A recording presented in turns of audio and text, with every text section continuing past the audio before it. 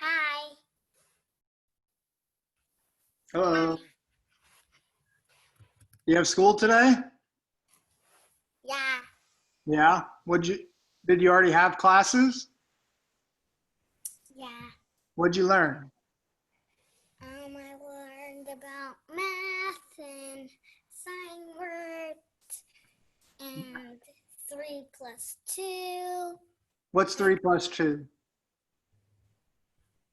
plus 2. You learned about it, right? What's 3 plus 2? If I have 3 apples and I add 2 apples, how many apples do I have? 5. 5 apples. There you go. So what's 3 plus 2? 5. Yep. So you did learn. Or in your case, if you had 2 teeth, let's say you had 5 teeth and you lost 2, how many teeth would you have?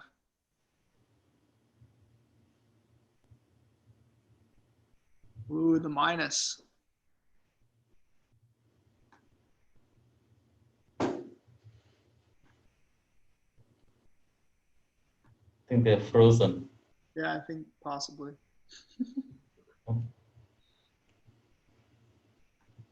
Hey Jordan, I thought 3 plus 2 was 7, not 5. Well, You're confusing people. yeah. Not the right place.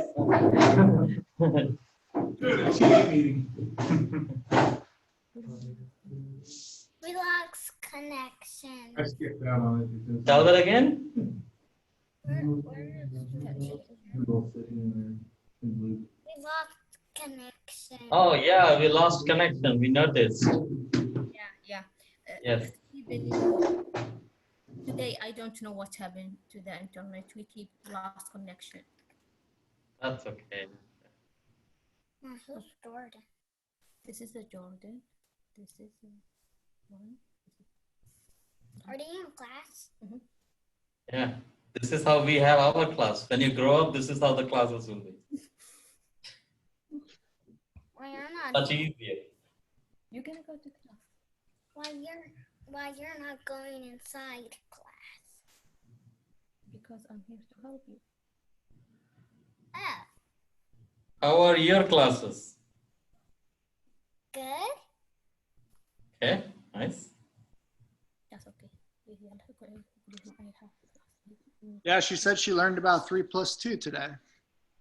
Nice. Where's your teacher?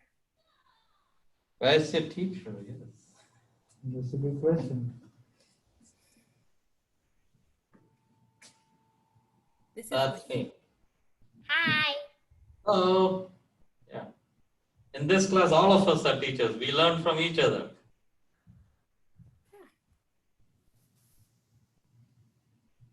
Isn't that nice? Is it nice? Yeah. Okay. Okay. Bye, I need to continue my homework. Okay, good. Bye-bye. Bye. Thank you. I do believe that Moses, Luke, and Michael were afraid to walk out of the TA meeting. Oh, they're all here. That means they'll They're be all here. They're just at the TA meeting. I see. I don't know if that's No, why. you cannot. They're in a meeting. I just walked out because it was time for class. Why are they even doing that? I mean, they have classes. Why are they keeping them? Well, this one was Chad, longer than normal, and he's addressing some issues that do need to be addressed, but so you just. I'm not missing class.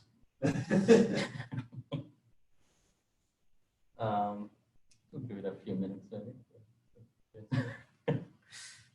Uh-oh. So you put me in a spot. That's the meeting. Here they are. Oh, so the meeting brought you all here. 1, 2, 3, 4, 5. Oh, we are just right number, right in the number.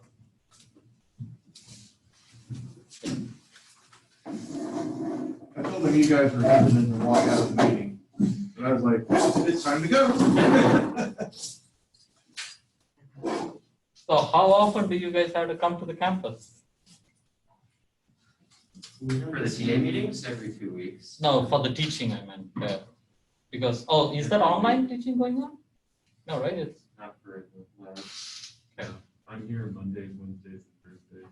Oh, 3 days. Okay. Luke? Pretty much Mondays and Wednesdays. Okay. I'm Tuesday, Wednesday. Sure. Almost 2 days every one, right? Yeah. You cannot avoid it. Yeah. Okay.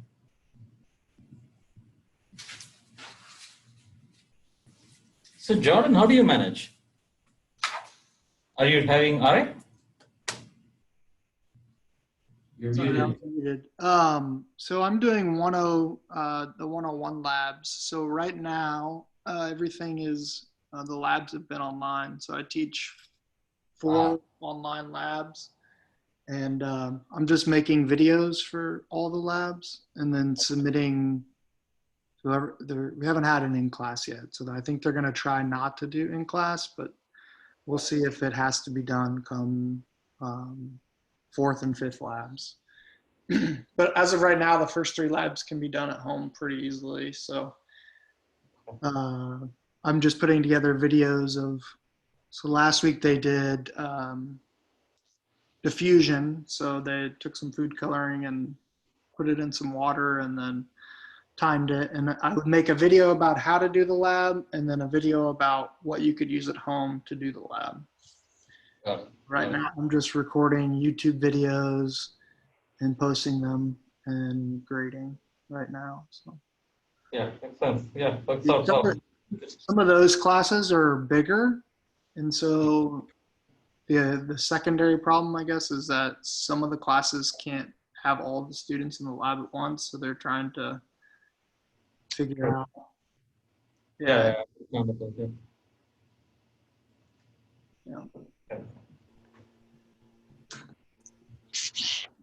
Okay. I posted the midterm. If anyone has noticed, no one noticed. Not yet. Yeah. Okay. So yeah, it was done in the late night. So probably few hours. Unless you look up your website early in the morning, that's fine. So basically, yeah, just to say a few things on that. So midterm 1, first and second questions are very similar in spirit, but of course the details will change. So you got to show that. I think this was done in the past, if I remember right. That's equal to some number times delta function. So that's I'll be a little strict about the logic, so make sure that every logically you're sound. Second is del cross 5 over rho.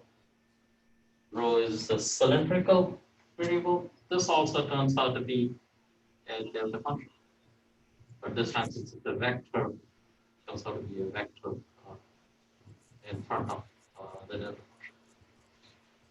And this is a 2-dimensional delta function.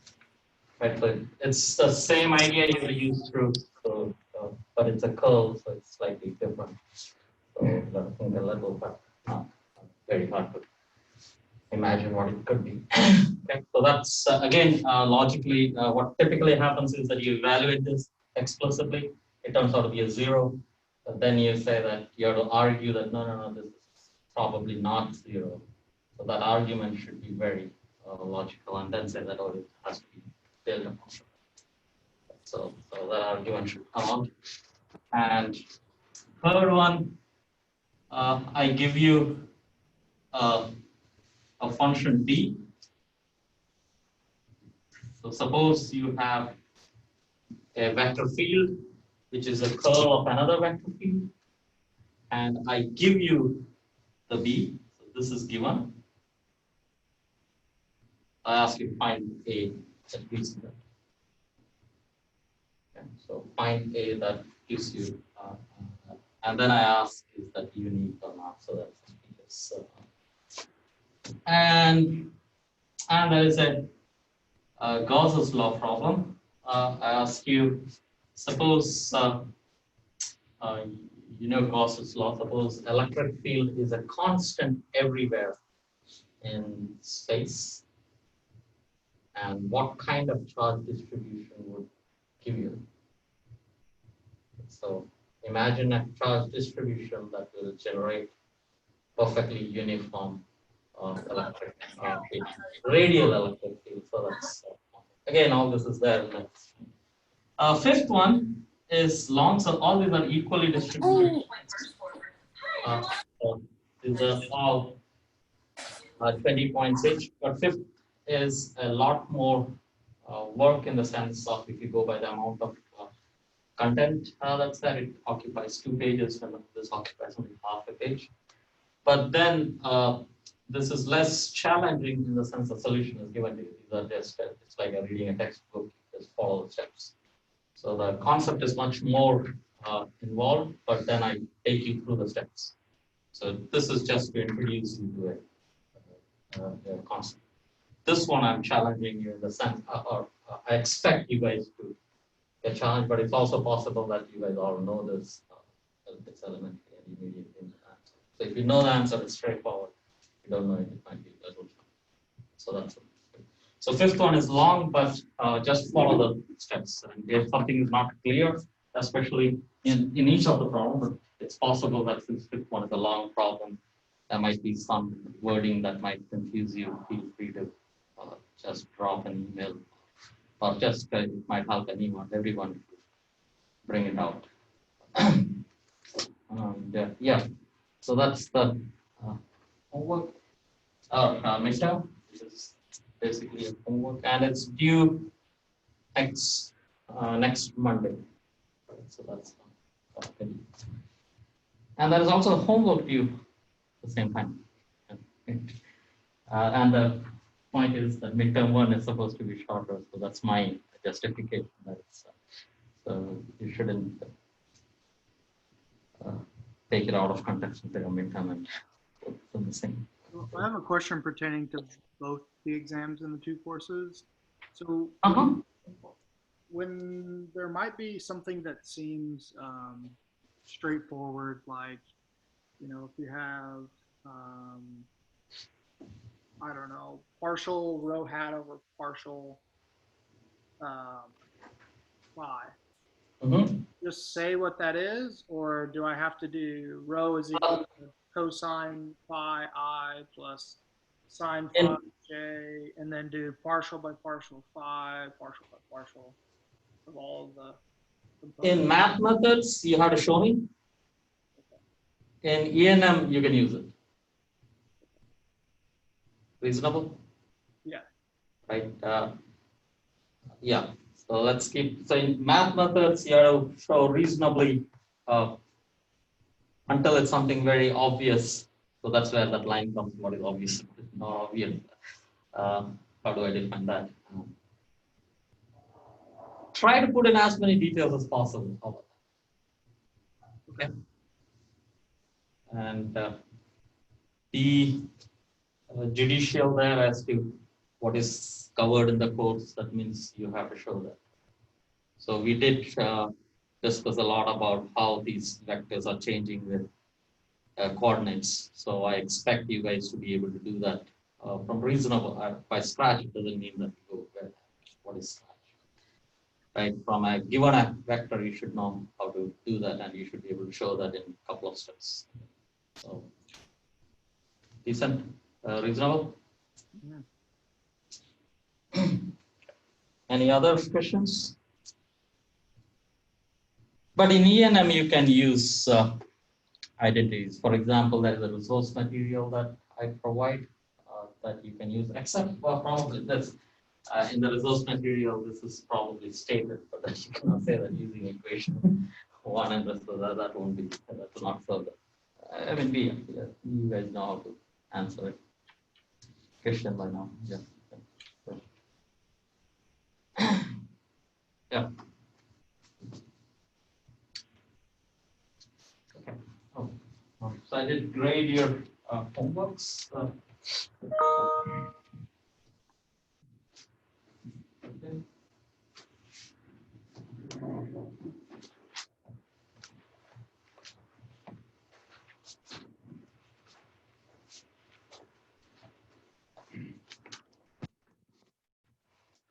What about for your grade? Last year, one of the results.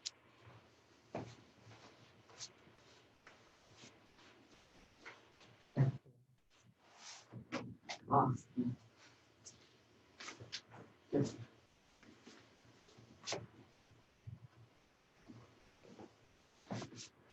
Okay. We did do the. Now we have two conservation principles, right? Conservation of charge and conservation of electromagnetic energy. Yes. I said last time you spent a few minutes talking about the top. Yes, that was the next sentence. So I was going to say yes. We have to do that. Next is the conservation of momentum, but I was thinking there was some confusion.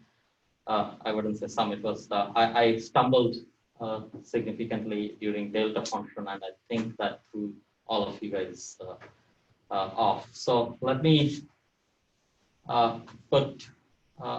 me state that I was thinking that I'll do it at a user level, but let me go through that once again. Hopefully, this time it will work out. Right?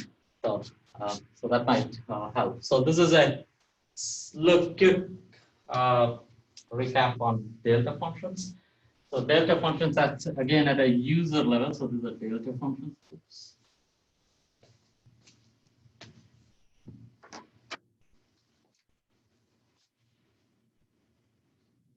Delta.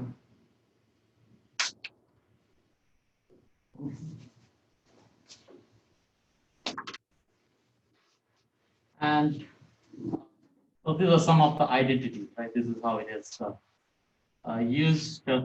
Let's say, if you are going from A to B. Could you raise the camera just a little bit? Oh.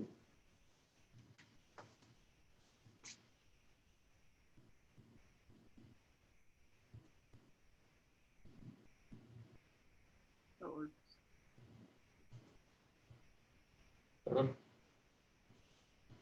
Hopefully. Yes. I think I cannot reach beyond that, so probably.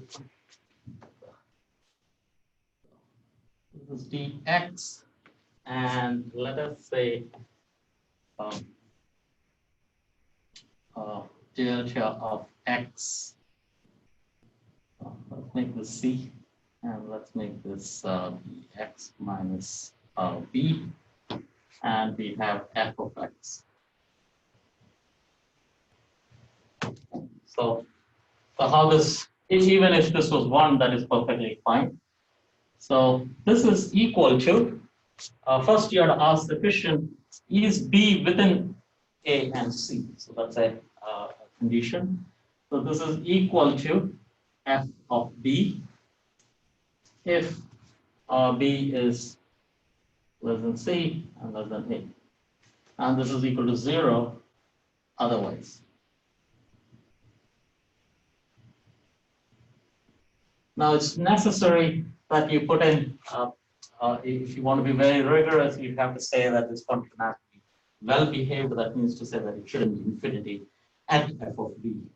Then there are issues. So those are lots of ifs and buts are there. But broadly, this is how we'll use it, and most of the time we will not find functions. That's that. Having said that, during this course, we won't find it. But if you're doing electromagnetism, it is very common to see that you will come across the situations, and you have to think about it as to what you want to do then. Okay, so that's our Definitely. Any questions at that? You can immediately extend this or not extend actually. We also showed that if you have a similar relation, and let's say this is delta of alpha x, like alpha x plus b minus.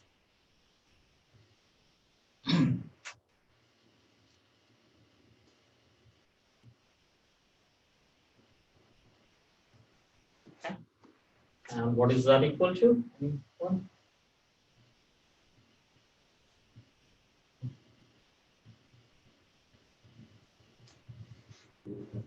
E over alpha. B over magnitude of alpha.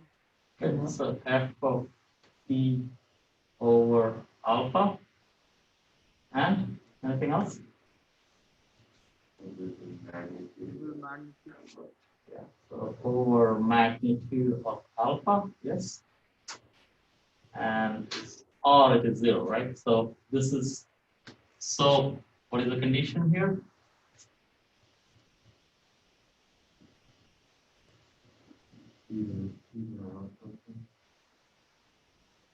Oh, no, not even. I mean, we have built a problem based on that, but this is just in general true.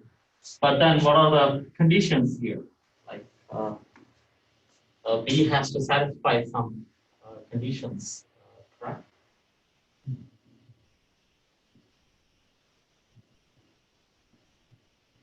B over alpha is better, yeah, B over alpha is 15. Yes, it seems like it should be X, so this will be your look for, so this is alpha times X minus B over alpha. You have to ask, when does this go to 0? Right, this goes to 0 when X is B over alpha, and it has to be within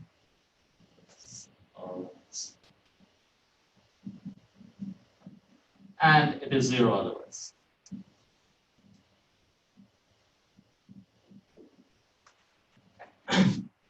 That's what, so that's a two, and we did this, and there was, I think there was no confusion at that time. Is that clear? Okay, and we can build more delta functions by putting delta function x, delta function y, and so.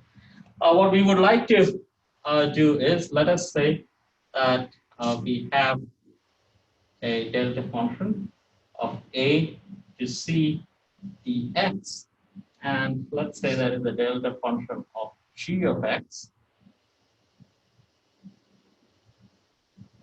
times f of x.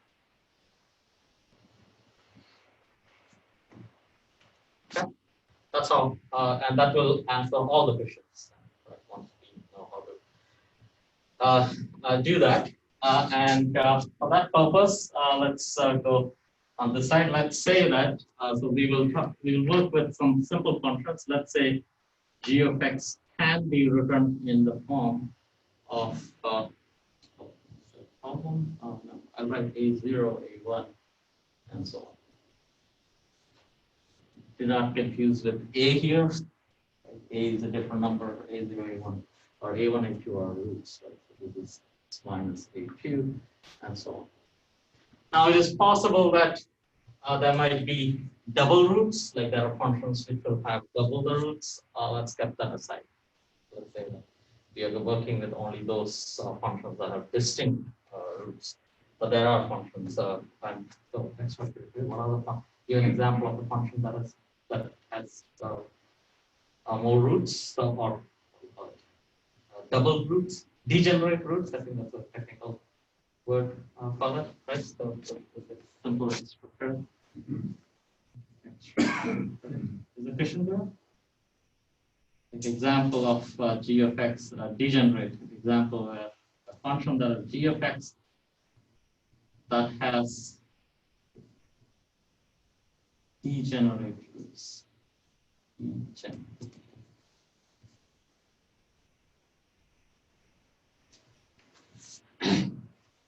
But we are saying there are none degenerates. Now let's keep it to that. And actually, one thing we can immediately do is that derivative of g with respect to x is you remove one of it. When you hit this, x is gone, this term is gone. That is left. Right? So a naught, this one is missing, and this is x minus a2, and so on, plus a naught x minus a1 times x minus a2, and so on. Is that clear what I mean? Probably not. This x minus a3, so this is product, and this is plus a naught of x minus a2, not x minus a1. 2 is missing, and so on.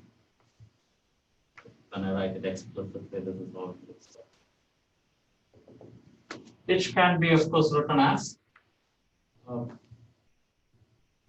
x minus a1. So if I multiply and divide, so this is f of x, no, g of x. G of x over x minus a1 plus g of x times x minus a2, and so on. But that's not important. We want to write that as that. Clear? Let's say whatever are the roots, we can. Okay. So this is let's say a to c dx.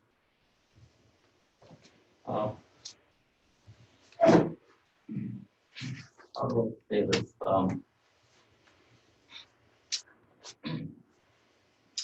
Let me make this simpler for a moment, okay, so that there are less number of ifs and buts. So this is minus infinity to plus infinity. But so this is a1 minus epsilon to a1 plus epsilon, and delta of g of x and f of x plus a2 minus epsilon to a2 plus epsilon dx delta of g f of x plus 1.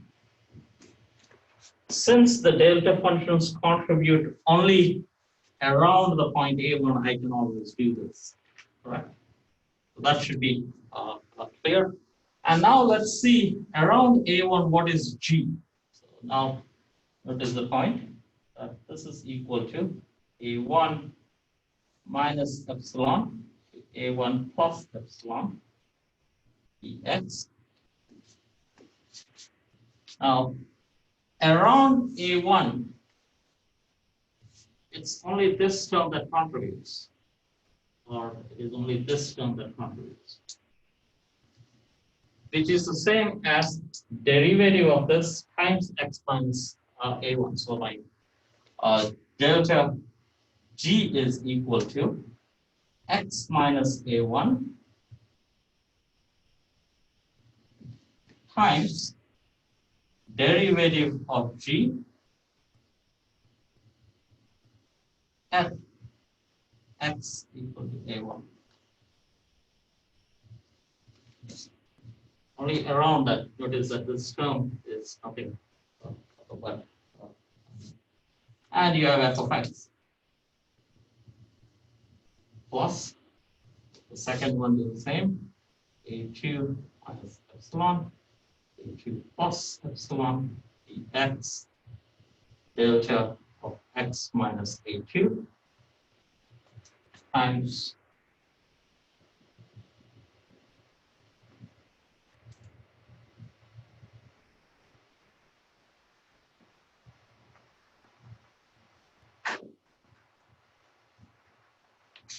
clear, very clear. Like I used this property to write my, and as far as I'm within this regime, this is exactly correct. I mean, what kind of series is this? Like, What kind of series? You know, like it's Is there a name for this? I would say this one probably I'm using the Taylor expansion at g of x at that point is x minus a1 in that limit. But this one product, anyone? What's the product series? Oh, it's just a product series, I suppose. I don't know. Extra credit. What is when you? I mean, it is true that any function can be expanded in terms of its roots. So the roots decide the function completely. Was there a discussion on that last time? Did we have any problems with that? I don't remember anything about that. Yeah, right. Yeah. So any function is completely described by its roots, and so you can expand around that. So what is that expansion called? In complex analysis, you use this, and again, instead of here, I don't know, it's a name associated. So you're just keeping the highest order term? Like, how are you determining? See, I gave you a thought on why that is happening, but here you can say that, yeah, I'm actually keeping the highest order, but in the limit. So maybe I should stress that this is limit epsilon tends to 0. Whenever we take the limit in calculus, this is not just the highest order term. It's not an approximation. It's exact. So in that sense, this is exact. I can take this limit as close as possible, and I can capture all the details. If you want 5,000 digits, I can get you 5,000 digits with that limit. So in that sense, it is exact. The calculus is exact, right? So, so here I haven't neglected anything.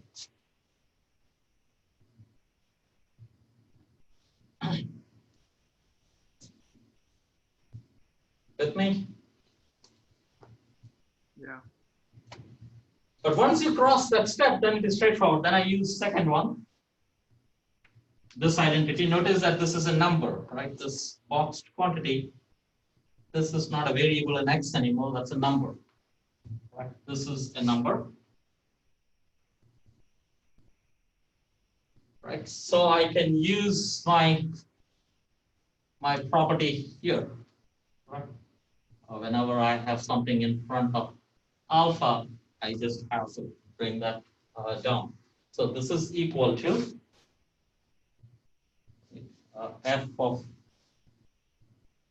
a1 is a1 because it's not right ax minus b. It is actually x minus. This goes to 0 at x equal to a1. So it's not a1 divided by this. So don't confuse on that. And over this alpha is this whole thing. Let's g over x equal to a1, but I have to take the magnitude. So what's the magnitude?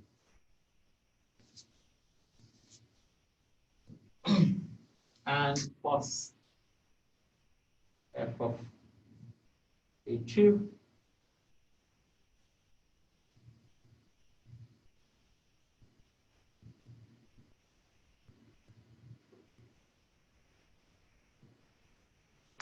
and often this is written as a product or a sum and so on. That's makes it compact and nice looking. Okay. And that's all. With this, you can survive the whole of 2 semesters. And we don't need anything more than that. If it is degenerate, there are challenges. Let me put it. Okay. Question? Yeah, so like in the last homework, like I feel like this result wasn't general enough. I guess because so what I'm saying is instead of g of x, we had g of r and t. Oh yes. So you are asking the point of the continuity equation problem, right? Yeah, we were not using this there. Right. So when I first tried it, I took an arbitrary volume v and I wanted to I thought this would be the best way to do that because I wasn't sure how to work with like differentiating a delta function. Yeah. But yeah, so I guess I wasn't sure how to apply like this expansion rule when like G was like a multivariable. Yeah, so no, let's address that because that comes in the next semester actually. So we are way ahead here. But I think since you asked, let me at least find that out. And this brings out challenges when things are moving. Relativity has this issue that you need to know the whole world line actually to be able to predict. So let's talk about this a little. So the question here is, I think, so there is a continuity equation, d rho over dt plus del dot with j is equal to 0. And let's say rho is equal to rho r is rho of r minus r a of t. Sorry, delta function, right? Q times delta function of Ra. The way, so my point, so my motivation here was, or I think this is a textbook problem. Actually, it's not that I made this problem. Charge conservation is apparently very, very important. Even if there is a violation, even at the approximate level, then it's too big a deal, right? So we say that this is the charge density for a point charge. And even if there was one charge in the whole universe, just one charge, even then conservation equation has to be satisfied. And we have to make sure that it's satisfied. So this is J, right, that also. So J is equal to Q times VA, the velocity of this charge. And it has to be satisfied. And then one worries, exactly like you guys probably struggled, how does this work through? And my motivation here was just at a differential level. If you can show that, that's good. And I think I said that in the last class, and that probably settled a few things. But one could ask, what if I do the integral? I think the question here is that, what if you actually do this integral, right? So dq. So in principle, we should just get charge Q, right? That's the whole. Yeah, let me just evaluate that. That's supposed to come out to be. And this is delta Q of R minus RA of G. And we have to actually know when. So how will this work like, right? So this is a function of time. So usually how this works is that suppose you were in one dimension. Right? So this was x, one of the components of this, and this is time. I'm used to, like in relativity, you put the other times in there, right? And notice that you need to know when at an observation point, when does the position of this charge actually happen? And this is actually static, so this is slightly different. Yeah, this is out of context. Okay, so no. That is the velocity from C.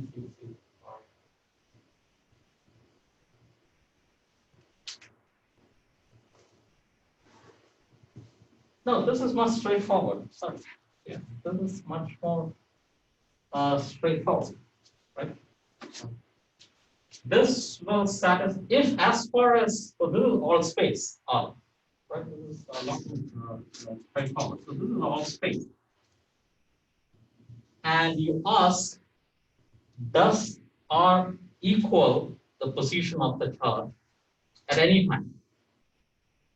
And we know that the charge is in the space. So it's somewhere there for sure. So this will always contribute. Is that clear?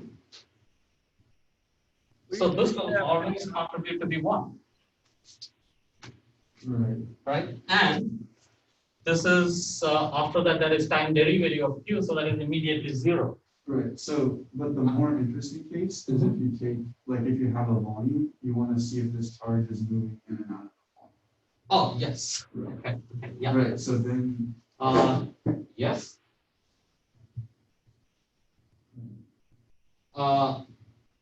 Yes. Okay. That's a good point. Okay. Let's see if we can get that right.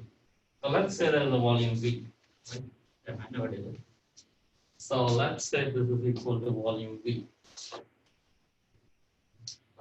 And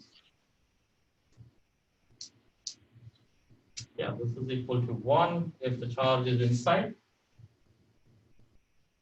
Right? And this is equal to 0 if it is outside. Agreed? And now you would say that, oh, I would like to capture this. No, actually it doesn't, right? This is always true, even other, because once you do the integral, time derivative is 0 anyway. You see what I'm saying? Like there's not much interesting thing here, global, but or is I that? think the condition of inside or outside depends on time. Yes. So the time Oh. derivative should depend on. Yes. But Yeah, good point. But Good if- point. but if we integrate in all space, why should it matter? I mean, no matter where the No, charge this is. is in volume V now. Like he's doing a different analysis. Yeah. So Yeah, that's correct. That's my correct. idea was because we're after the local law, so I wanted to like take a volume V and then shrink it to an infinitesimal. Yes, yes. I see, yeah. It should work out. Good exercise. How Yeah, about it this? should work out, Yeah, it but should. I It has to struggle. work out because it's charge conservation. Yeah. If it doesn't work out, usually the statement is that you learn, Mhm. then it becomes an identity. If and usually the thing is in physics, that is how it goes. Mathematics, you try to prove something. In physics, if something is, for example, energy conservation, you believe in it so much, it's true everywhere. So you come at an identity which is not valid. You say either this is true or energy conservation is wrong. Usually energy conservation is not wrong. So you have arrived at a new identity, which mathematicians will try to prove that. So in that sense, I would say, yeah, I understand your question. How about this? Like I never attempted this, so I'm a little hesitant. I mean, I can see that this is if and buts will be there. I see the challenge. And what is, if it's okay if I don't attempt on it here? Let me think about it and get back if something interesting comes. So how about this? If you guys want attempt on it, then I want to ask you if extract it and say. But I think this is a good problem. The point is, so this becomes a function of time. That's your point. And this has the derivative of this has to be true. So let's see, del dot J, right? So you would like to do the same thing with this. So you would say dA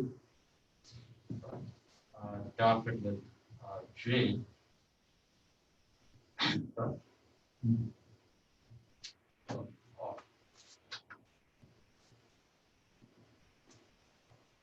And J has the same velocity. Let me try this.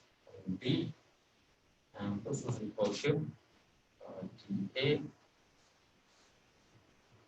dotted with velocity. Another function of time.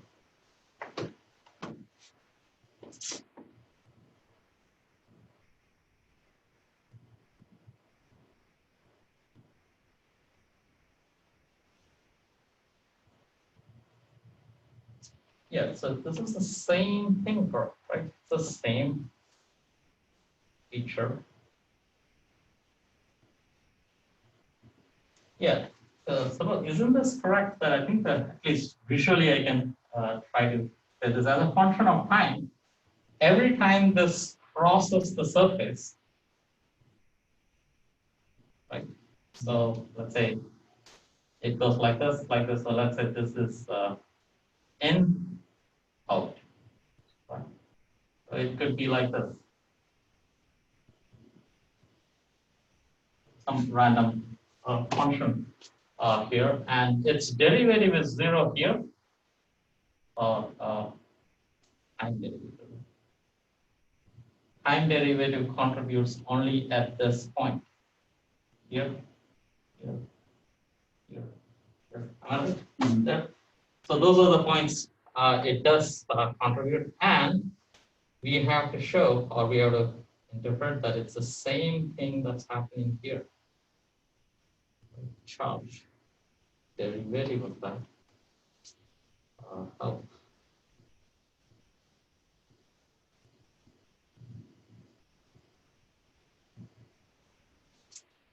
Yeah, because we can go back using divergence theorem and get the same thing. But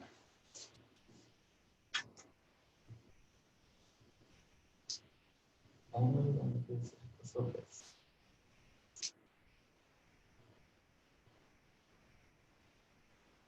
Right, so it works out intuitively, but I was. Yeah, you want to see how you see it. Yeah.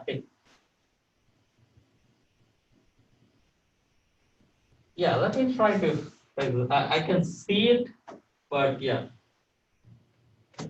That's exactly where I tried doing it on the homework. Too. Yes, I know. I noticed a couple of you guys try to integrate this, but see, yeah, I mean, when you integrate it, immediately I was saying that, oh, this is actually after integration, it is because some of you guys did say it is 0 on both sides, 0 here, 0 there, so that's 0 size.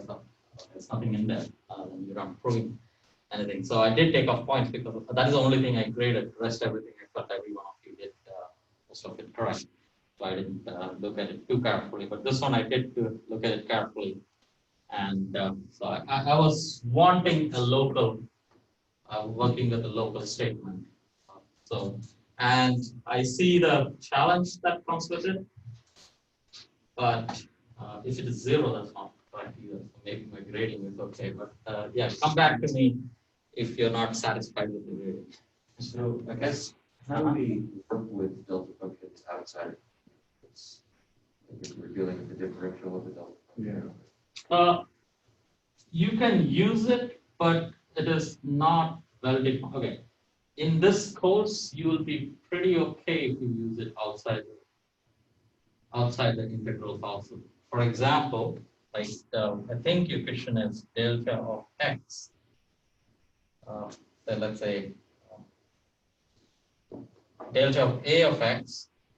This is okay to say that this is right. That's okay. But typically, the statement is that you never want to talk about delta functions outside the integral. It needs that that support in that sense. But this is okay in this course. Let us say our understanding is that we will always be working inside the integral. For example, I think what you could say is that this might be more surprising. Let's say f of x. Not inside an integral. It's okay to say that this is f of 0. Again, there is a lot of understanding in there that you don't want. I mean, you don't want to publicly say it. If you want to be careful, you don't want to say. You say that this is only under an integral. Sure. I guess it's confusing though because we define like the charge, density in terms of delta function, even though we're not intending to integrate it. We do. I mean, charge density will be always under the integral. That's why I said in this course we will write that function, but you don't want to impose the. It will never be used isolated form. Right. If that makes sense. Right. But when we're like doing the homework and like interpreting that by just taking the differential, you're recommending we don't integrate? No, okay. Yeah. If you want to justify those operations, put an integral there, right? So it's like, how do you justify this, right? You put an integral there, and then they say that, oh, this has to be true, right? So, but it doesn't mean that this delta function itself has a meaning in that sense. That is correct. I see the criticism in there, but you will have to, yeah. If you want, there's an integral sitting in, right? That's the spirit in which every step is under an integral. Yeah. I think you get that. But I hear the criticism. And it is a strong criticism. And I would say, how do you, yeah. It is like saying that, sin x by x. It is like using calculus, right? Sin x by x. In the limit x tends to 0. Right. This is okay. It's very okay. Similarly, delta function under an integral, right, there is a very sensitive cancellation. Right? This particular delta function and this goes to 0, that goes to infinity, but it's not any kind of infinity. There is a kind of very big number, very small number. Same thing here, right? 1 over x is a very big number, small number, but they just balance each other, and you can get a 1.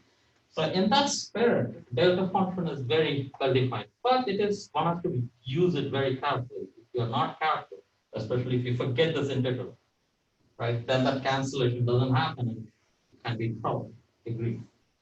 But if you do take care of that, then you're okay. And that's a spirit in which that was being talked about. But I see your point that maybe I went too fast. Yeah, so maybe that was all the confusion that I was not seeing through it. Like I didn't realize that you guys were short integrating for all this because you think that, oh, there are 3 steps that are straightforward. But if you don't go that path, you go any other path that is many steps.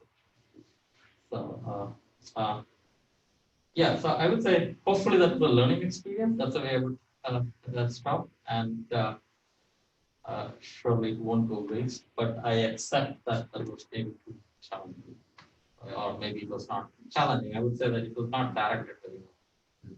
Like Christian, if I had told that use it differentially, and if I had also told what so that you guys would have been more comfortable. It's not a reasonable difference. Okay. And we won't use these kind of statements for some time in this semester, so you will be better off. They will always be under an integral. But next semester it will be there. And actually, no, I restate Green's function, which is, I think, the most or nicest way of working out an inhomogeneous differential equation, involves delta functions. In fact, we will talk about these kind of steps now. So it does capture those things. So we will see some details there. There will be issues there also, or these limiting factors you will comment. So hopefully you will have more issues there. But again, hopefully this doesn't. See, usually what happens is that if an instructor stumbles with a concept, then the students, many students take for granted, oh, this is a hard concept, I don't even want to pick up on it. So that's not the way I would like to use that. So as far as it's learning exercise, that's good, but don't be afraid of this function. In fact, an integral of a delta function, that's what I say, is the easiest integral you can do. Right? You can just resolve this. Give me any function, any complicated function, put in a delta function, I know how to do it. In that sense, that's a spirit in which we'll be using in the semester, except Green's function. So I'm actually not even really remembering how to work with those. This thing? Well, yeah, they're like basically the homework problem, how to do the homework problem. Differentially. Okay. So the point was that, okay, this has to be true. So how do you show that this is actually true. So I said, okay, so let's go from one and get to the other. So d rho over dt. So this is a function of time as a whole. You use chain rule. I think that's how I typically say. So this is q times derivative of this brings in a minus of the minus 1 times partial derivative of RAT. But there is only one variable in there. Partial derivative is the same as total derivative, and then dotted with the argument here, right? Derivative with respect to the argument, which is r, which is the same as derivative with respect to r. So it's few relatively simple steps, but in the beginning I think.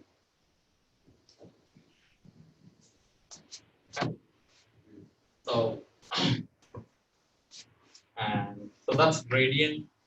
So you say that this is minus q times this is the a t dotted with gradient of let's say let me put that row at the side.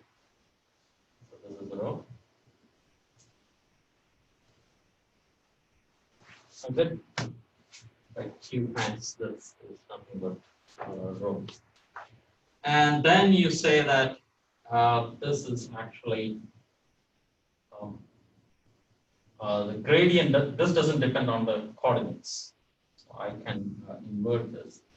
So this is the gradient, or now it becomes a divergence of A.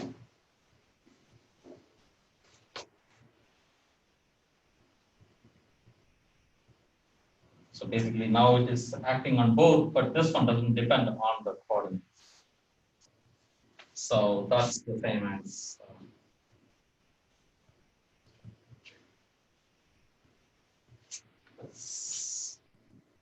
and that guarantees that how will be considered.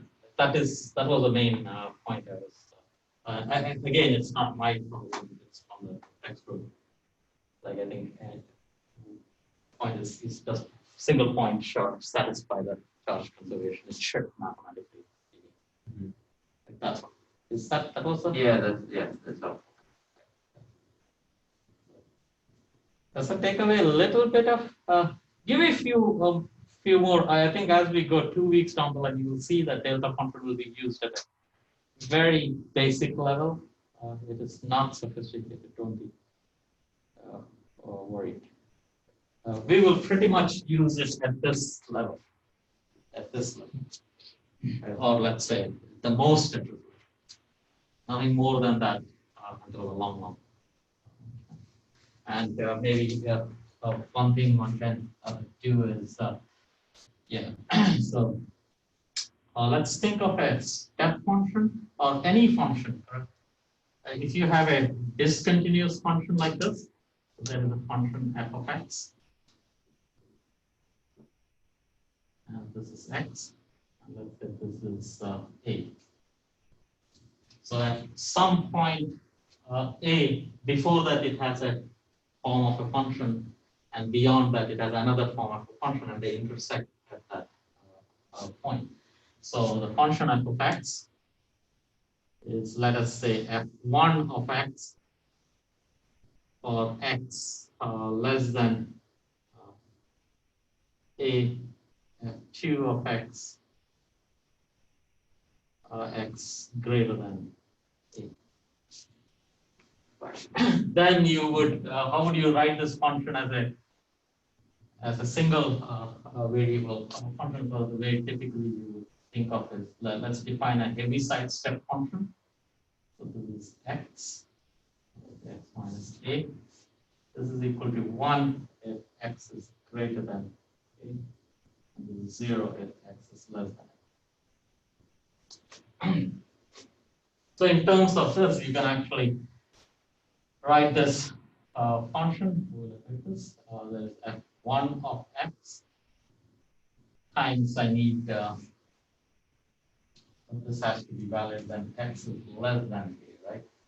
So I want to write theta A minus x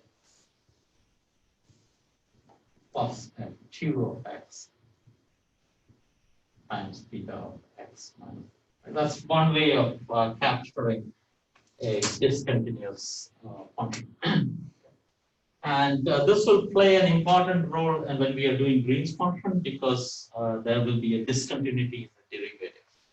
Right? That's how it comes in. But whatever it is, we have this step function coming in. So let's talk about. So step function looks like this. This is x, this is 1, and this is 0. This is 0. So then we can ask what is derivative of a Heaviside step function.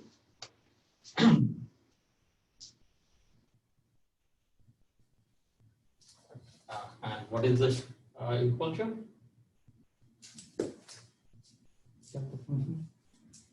And why is that?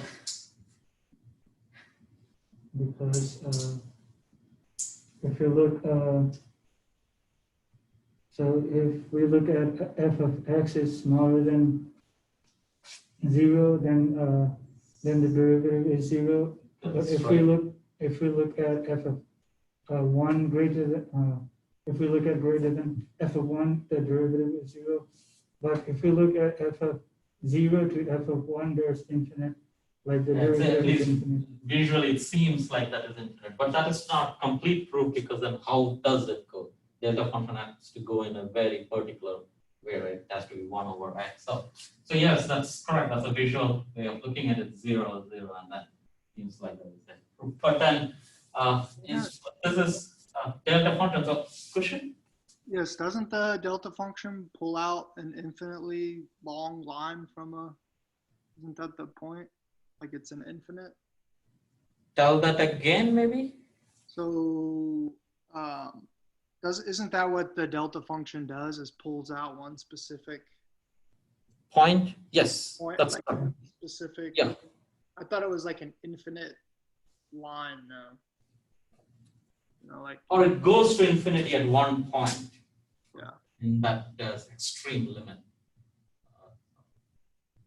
Yeah, that's correct. But what I can do this in various ways. The best way is to think of a function. First, take this. I think usually. I think if I'm not wrong, tan inverse of x probably is it?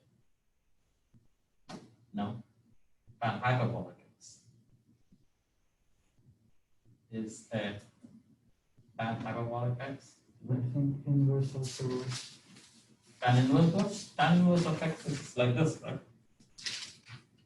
That is tan x, right? Oh, that's tan inverse of x. Yeah, that's correct. Okay. Tan inverse of x. Yeah, I think tan inverse. Yeah. So tan inverse of x and then take the limit. But in intuitively speaking, for like just to do it in a very simple way, let's do it the other way, right? So if this also is this equal to delta, let's say c times delta x, some constant times delta x. If that is correct, then under the integral, this should work, right? So this is dx times d by dx of theta of x. Correct. So that's equal to c times dx delta x. And let's this time take the limit from minus infinity. But on the upper side, let's say we go to a.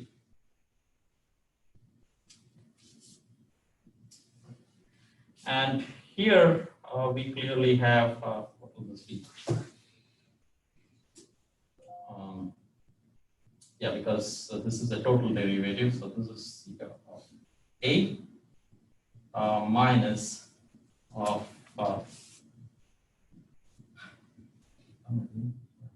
minus infinity. That's equal to, this is surely 0 because step function by construction, if x is less than a, that's equal to 0. And what am I doing here? No, I don't want this A, let's say x prime, let's say like some x prime to random variable x prime. I think that's what. Sorry.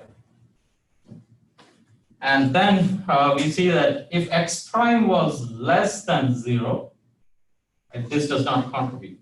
So remember our delta function says that this is equal to 0 if x prime is less than 0, because x equal to 0 has to fall within these limits, right?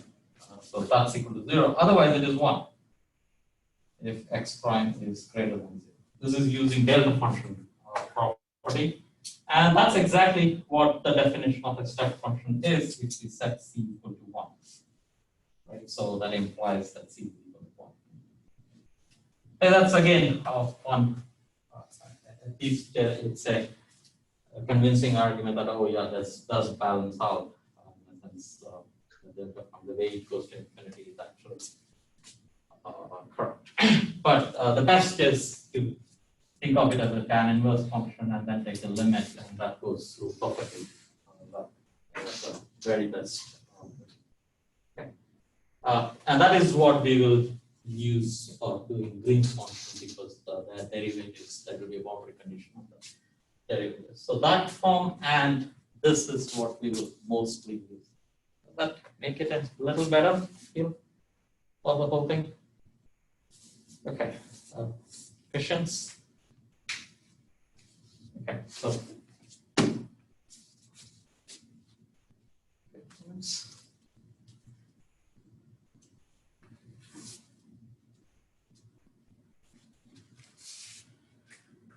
and in your exam, the first two problems involve delta functions, but it mostly involves the concept of delta function when it is captured. That's all. Very much like the first problem which I have done more than once in both classes. So again, if you have questions, ask me. Send me an email if you feel uncomfortable about anything. I may not respond immediately, but that's 1 week time, right?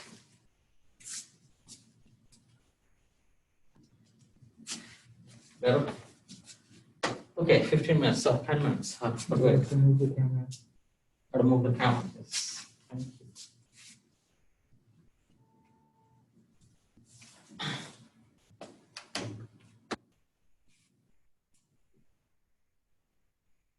So in the 10 minutes, I can at least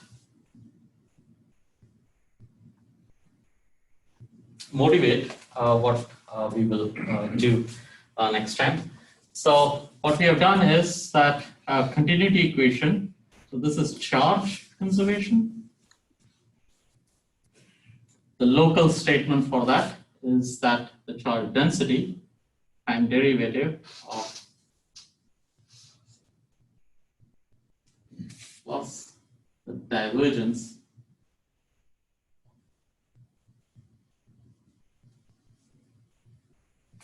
and in this case, this is interpreted as a flux of charge, which is basically the current. And this turns out to be 0. If it is 0, it's a conserved statement. If it is not 0, there is a source for that. That's also perfectly fine. Electromagnetic energy.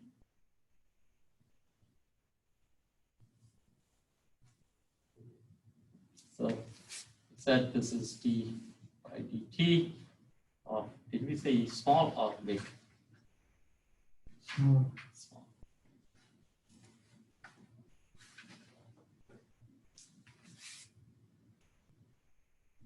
The flux of energy is called the Poynting vector. And the source, or where do you lose energy, is into the charges. So this is the energy contained in the fields, and whenever the field makes some charge move, then you lose that energy from the field into the charges. Here, this is the energy density. U is equal to half of E divided with D of H.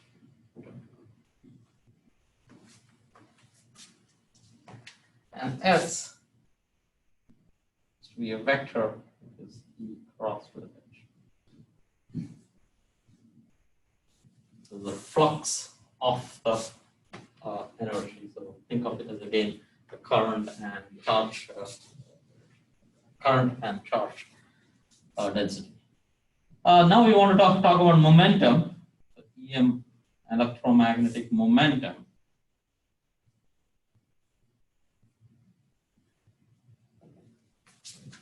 Again, we have a similar equation. So this is d by dt of this time. This is a vector.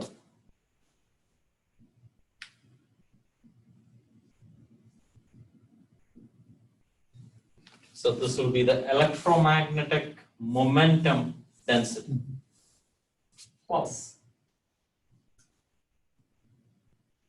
Now notice that if you have a scalar, the flux of that is a vector. If it is a vector, the flux of that, I can make it move in 3 more dimensions. Right? So it becomes a tensor. So flux of a vector will become a tensor because x component of momentum, how much of x component of momentum is going in the x direction, how much of the x component of momentum is going in the y direction, and so on. Right? So this is, try to imagine that. This will be the flux of momentum, but it's given a name that's called the stress tensor. Stress tensor, that's what it's called. Plus, what will this be? So notice energy per unit time, that's a power. And this came out to be the power. Momentum per unit time, what is that equal to? Right, that's a force, and we are talking about force density. So this will be the force density. How much force is acting on a charge? So G would be equal to, so this is momentum, so electromagnetic momentum density.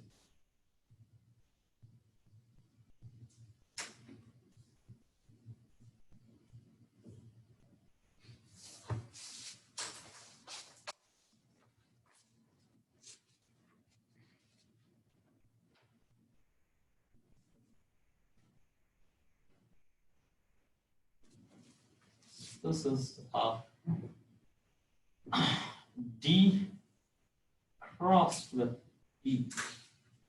Almost S, but remember here D and E are related. D is epsilon naught times E, and E is mu naught times H. And what is mu epsilon naught times mu naught? 1 over C squared, right? So the flux of energy and momentum, they are related by the speed of light, which is a very strong indication that whatever we are talking about moves at the speed of light. Right? Energy and momentum, whenever they are connected by the velocity. So this is in this way of approach, this is the first time you see that, oh, light, whatever this quantity is, these fields, electric and magnetic field, they actually move at the speed of light. Right? So that's a interpretation there. And T, now this is a tensor, notice. It's called a stress tensor, but this is often called stress tensor.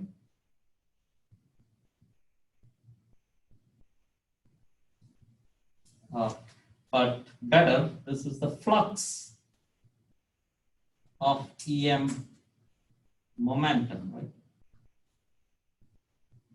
I think this way of looking at it is the nicest. Charge, it's not the current, it is actually the flux of charge.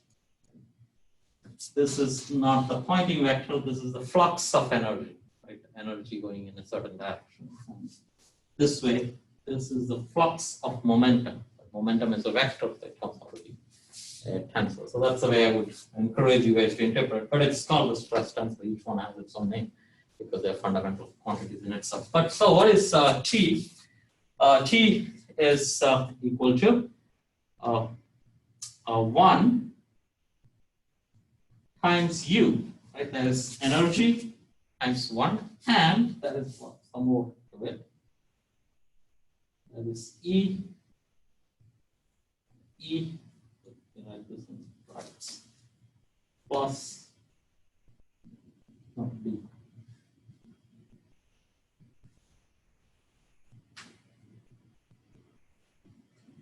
That is, these are tensors, right? Outer product here. These are outer products, and the first part is U itself. It's going to do what is trace of T equal to, how do you take the trace of a tensor? Trace of a matrix is just the diagonal elements, and if you're thinking of it as vectors, you just put a dot product in between. That gives you the trace usually. If you take a trace here, that gives you a 3. The identity matrix, so that's 3 times U minus of, when I put a dot product, this becomes a U, except that that's 2 of them, right? That's a factor of 2 in there. So that's 2 times U, so that's equal to U itself. So that's kind of a nice The outer product increases the number, right? Basically. Outer product what? The outer product increases the size of the matrix.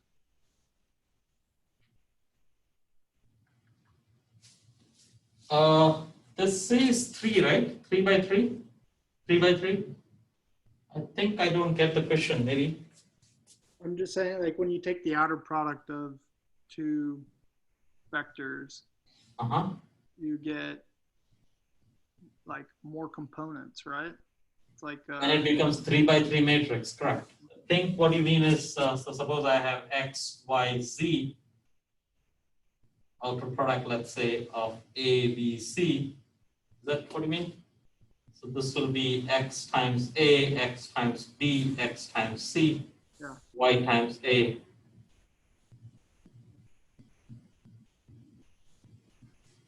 Basically, all possible permutations, right? That's what we're doing in a sense. Right? Is that what you had in mind? Yeah. Yeah. Yes. So that is what exactly this. So this is one should be interpreted as one is column and one is outer, but it is not necessary. I mean, if you really want to work like that, that's necessary. But these are 2 vectors, and in dyadic form, that's taken care of. Helps. Okay.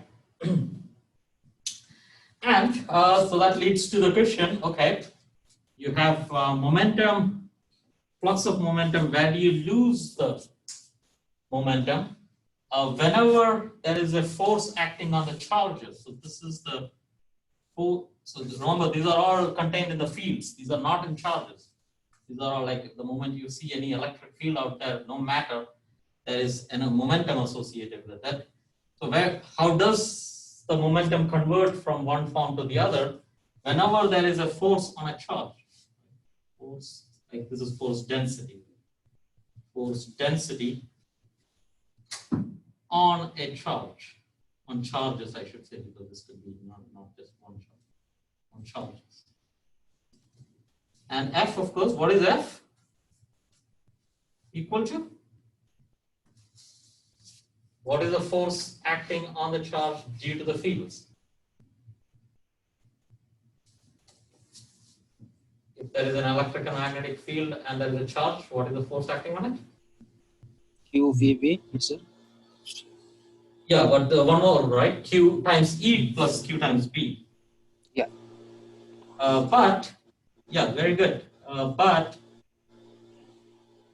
So just the Lorentz force you're talking about? yeah, Lorentz force, exactly. That's what I mean. So nothing other than that. Like, how does a field exert a force on a charge?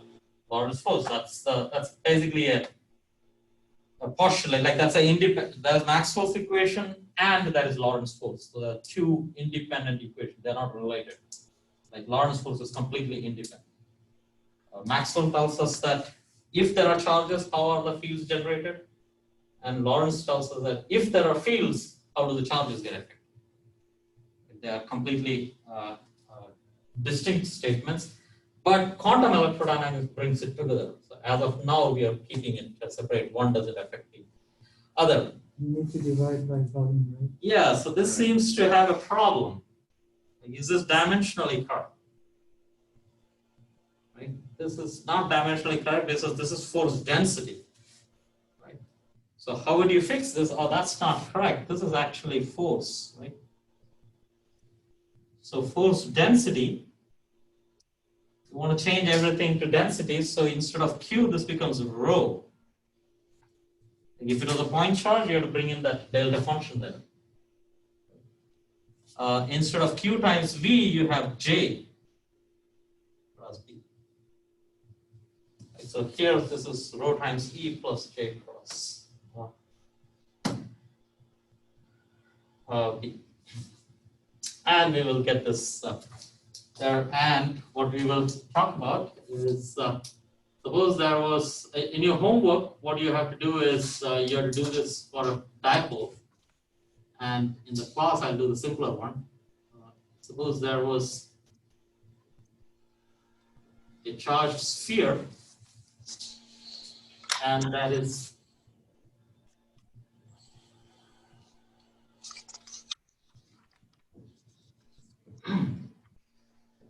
going across the time, if you excuse me. So this is the electric field, correct? Now, if you notice, the way we have interpreted this, if I were to think of a volume V, this is an abstract volume. This statement is true for every local statement, every local point. Now, if I were to integrate this over a small volume, just right outside a sphere of radius r, it seems like there is a stress, right? Things, electric field is trying to pull this out. There's a flow that is actually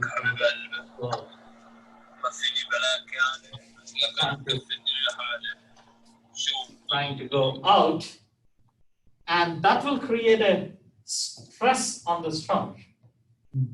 So one way of looking at it is that if you have a charged sphere, because they are charged, there is a tendency to repel. Like all these charges will repel each other. Right? So there is a pressure on that charged sphere.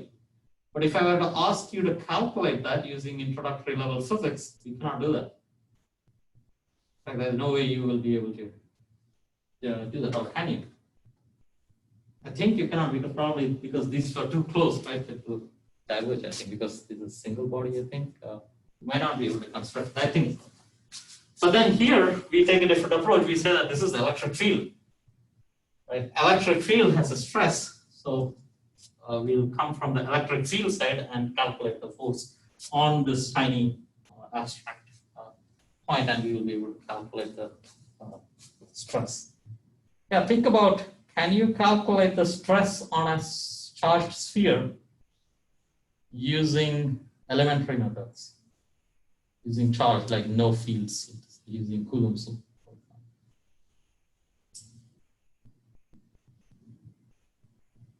Yeah, not sure.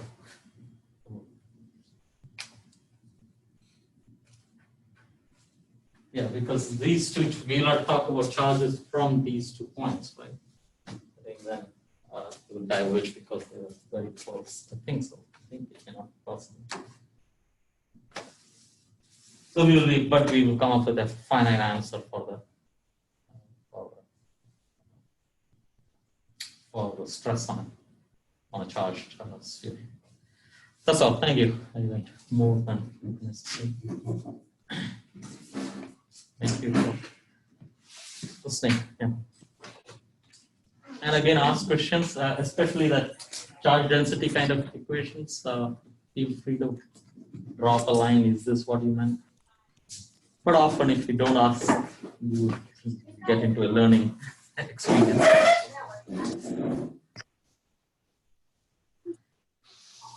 Okay, So thank you. Oh, yes. the current density is just the charge density times the moving charge, right? Current density is, what did you say? Current density is flux of charge? Yeah, no, you said something else. The current density is equal to charge density times the velocity. That's correct. Okay. For a point charge. Good point.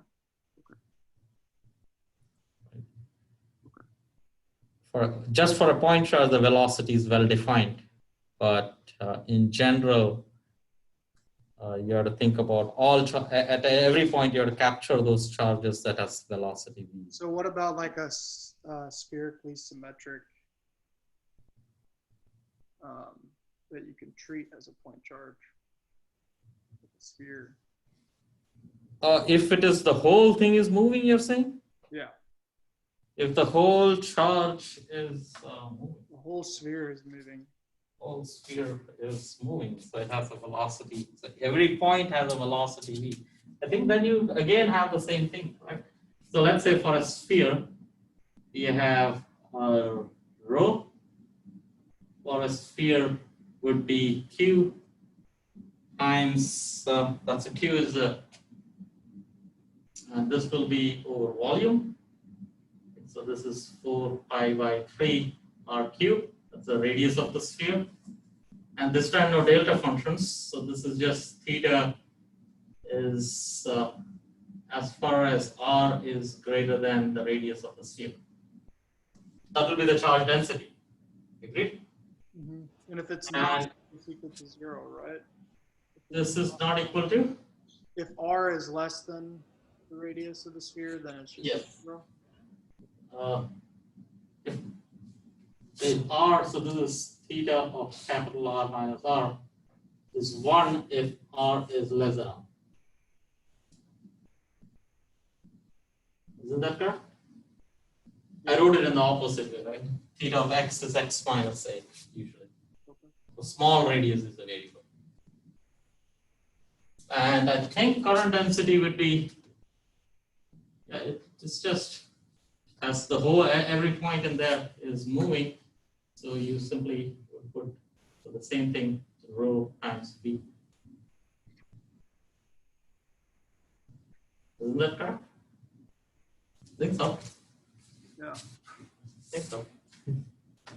I think that if you are looking from outside the sphere, it just acts like a point charge.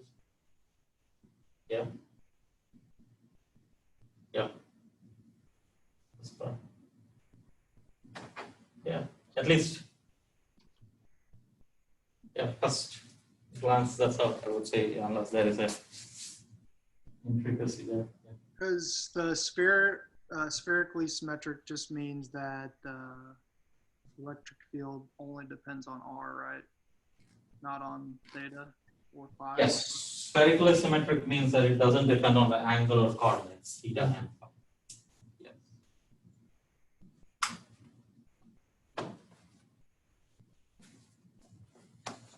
Okay, yeah, thank you. Let's take 15 minutes long. I try not to oh, yeah, sorry. You guys came in here with the complaint that the other teacher took some time, so I took more. You can tell the difference a lot of times between a grad class and an undergrad class. Because we're sitting here waiting, just writing down what you write. My students I know. go look at their phones and look at the clock. They're packing their bags. But I think we should give some weightage to them because they have to go for another class. We might be across the campus. So, and I try not to do this. So yeah, my apologies. Even a graduate level, I think we shouldn't do it. It's just good practice. I mean, you might have something else. Classes are not the only thing. So you should discourage me from doing it. Yeah. Make some sounds. Like undergraduates do, they start making paper sounds. Yes, they started a quarter till. Thanks. I have one more question pertaining Yes, please. to that you covered. Is there Which book did you pull that from? I'd like to like review the chapter of what. Tell that again? Which book? Yeah, which book did you pull that homework problem from? Because I'd like. Oh, yeah. But yeah, homework problem is a problem there. It is Schringer's book.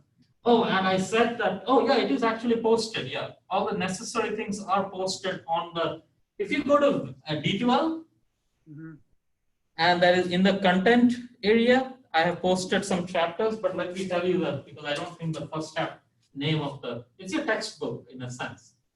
So this is a classical electrodynamics.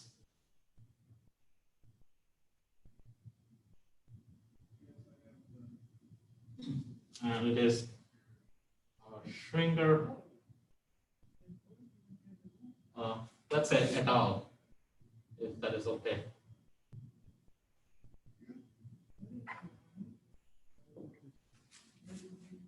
I just want to go back through and I want to see how he does all the delta. Yeah, this is a problem in the textbook, so I don't know how much benefit it will be, but still read that because you will see that at least my methods are very much from the book. Okay.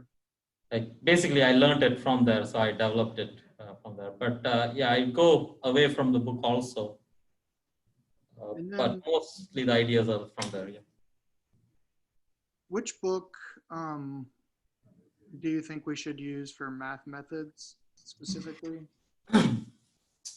I have Mary Boaz's book, but I guess it's quite a bit different than what we've been doing so far, it seems like. Yeah, from the first book, I did not follow any book. I just developed it on my own. Okay. So that's a challenge. But Erskine is the closest you can get. Okay. Erskine. And again, you will notice that the methods in the math methods are lifted from this book. Like classical electrodynamics is pretty good in mathematics also. So I would say go by this book and you should gain a lot. Okay. Like it should cover both courses, but complex analysis that we do next time, starting from next class, for that Morse and Feshbach is what I used. Which one? Morse and Feshbach, that is in the resource. If you go to the web page, it says there. Okay. But again, I don't go line to line, so you may not see the direct correspondence. So I took the book and then basically I wrote it in my own language. So that's what I did. It'll just be better than just your lecture notes, just because. Agreed. Yeah. For that matter, any good textbook is fine. Like because these are all reasonably standard, very standard actually. It's just everyone uses their own language to do it, but the basic ideas are, of course, completely the same. Mm-hmm. And E&M, I would say, I would recommend 3 books. This is what I would suggest if you want my notation style input there. But Griffiths is good, but that is undergraduate, remember?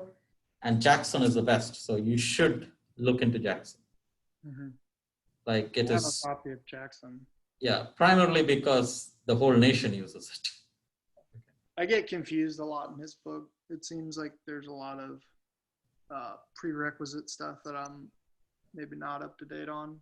And so yeah, but I'm trying to fill that in. That is what this class is supposed to be. So ask me if there is something you feel you're not comfortable. Mm-hmm. Okay, does that help? Yeah. Like for example, this delta function, I think it went in the wrong stride because it gave a feel that, oh, you're not mathematically equipped for that. But that's not your fault. That was my fault that I put a problem without enough guiding principle. Right. Even so that solving problems in math methods or E&M, I'm just mm-hmm. a lot of the methods you use are different than what I have used in the past. So I'm mm-hmm. afraid to not use your methods on the homework and stuff, but at the same time, use it. So only you feel free to use any method. It's better than nothing. Mm-hmm. But at the same time, yeah, since we'll be going long long time in this manner, I will, yeah, be careful. Like I am fine with you using any method as far as it's complete. I think, yeah, I think I did take away a point from you, right? So that was in the metric case, I was not satisfied with it because there was no work at all there, right? So that was my only problem. It's not that I was against using the method of metric, but there was no work at all. So that was my, if that's what That's you're just something trying I've to. done in the past, so I just Yeah. regurgitated what I knew. So that's Yeah. fine. I'm not worried about that. I just Yeah, okay. If that is not what it is, then I will recommend that. Yeah, any method is okay as far as that is work. I mean, I usually don't insist that it should be my own method. But it's just that when two people are talking, it helps in the long run to get the language synced. But if that is too much work, don't worry. Yeah.